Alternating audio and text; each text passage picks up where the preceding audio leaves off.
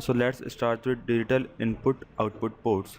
So as you can see in ATmega 8 has 23 input output pins grouped as port B, port C and port D respectively. Having the port C is having 7 pins and port B and port D is having 8 pins as we have seen in the last video. So here you can see this group is called as ports, so we will call this group as a ports. So in the PB0 to PB7, right, we have 8 pins.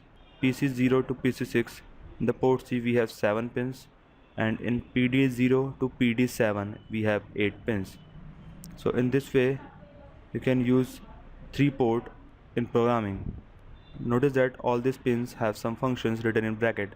These are additional functions that pin can perform other than input and output. Some of them are ADCs. I have already told you about the analog to digital converters. Then UART means universal asynchronous receiver transmitter for transmitted data from one microcontroller to another microcontroller or a computer to microcontroller. Then the next is timers, that I have told you about the pulse width modulation. It's actually used for driving the motors and varying the speed of the motors using the pulse width modulation. Then the next is SPI. SPI is actually used for doing the in-serial programming for programming the microcontrollers.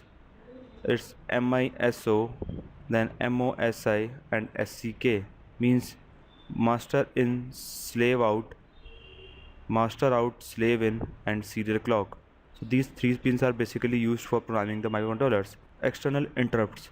These interrupts are used to giving a higher priority interrupts to the microcontroller. Suppose you are working in somewhere and some of the higher authority or the higher person will interrupt you. In the same way in the microcontroller, if the sum of the function is right now going on in the real time, so if you are using the interrupt, you can use the interrupt and stop the program at that point only. So in this way you can use the ports, and we are using the ports for functioning and programming the microcontrollers in the CV AVR. Next we are going to discuss about the registers.